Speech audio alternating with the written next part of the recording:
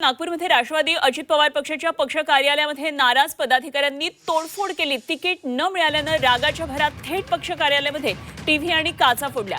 गणेशपेठ इथल्या राष्ट्रवादी नागपूर शहर ग्रामीण कार्यालयामध्ये तोडफोड करण्यात आली। भाजपसोबत युती न झाल्यानं राष्ट्रवादीनं स्वबळावर लढण्याचा नारा दिला। कालपासून एबी फॉर्मचं वाटप सुरू केलंय, मात्र ज्यांना उमेदवारी मिळालेली नाही अशा पदाधिकाऱ्यांची नाराजी आता उफाळून येताना पाहायला मिळते आहे।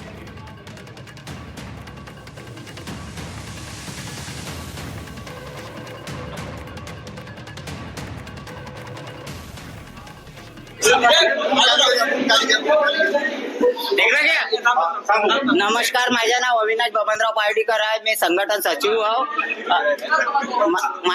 मी प्रभाग 5 ची उमेदवारी अर्ज दाखल केलेला आहे ओपन मधून। कसा झालाय माझ्या संघ, मी 2017 पासून कार्यकर्ता आहो। 2017 पासून कार्यकर्ता आहो। मला तिकीट मिळाली नाही। मी त्याच्यासाठी टीव्ही वगैरे तोड केलेली आहे।